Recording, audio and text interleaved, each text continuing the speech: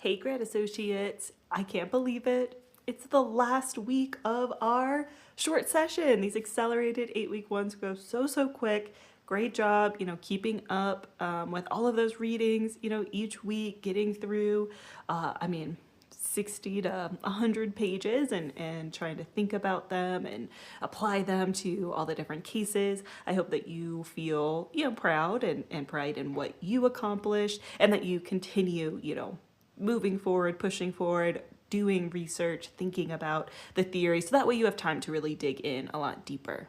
With our accelerated timeline, it really is just, hey, here's some of the key names and some foundational theories you need to know about, but it really isn't enough to really sit with and think and, kind of understand. That takes just so much more time and energy. So I do hope that you take the ones that you're like, wow, I'm definitely interested and motivated by that, and continue that line of inquiry and thought and investigation and read all the different ways it's been applied and kind of dig a lot deeper as something that you can use throughout the rest of your graduate degree and just as a better way to understand our technical media kind of communication landscape and culture.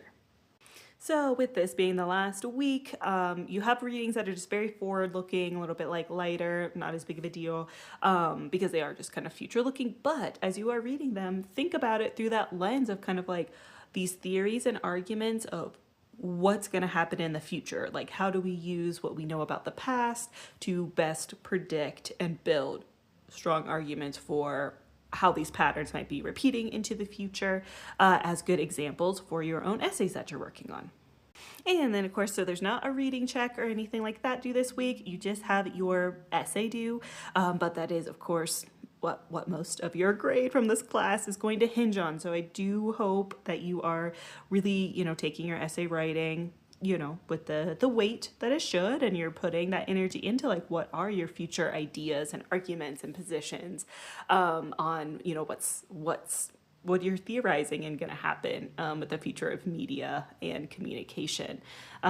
So with those essays, big things, just go through your writing checklist and make sure that you start with a really strong introduction, build up the context, right? Walk me one step at a time up to kind of that top step of what is now your actual argument. Then once you establish your argument, use the rest of the essay to provide very clear evidence, examples, set up the pattern and the theories, so that way it makes sense how that pattern will go forward. And use your resources from campus to help with your writing and editing. Good job, associate. So proud of you.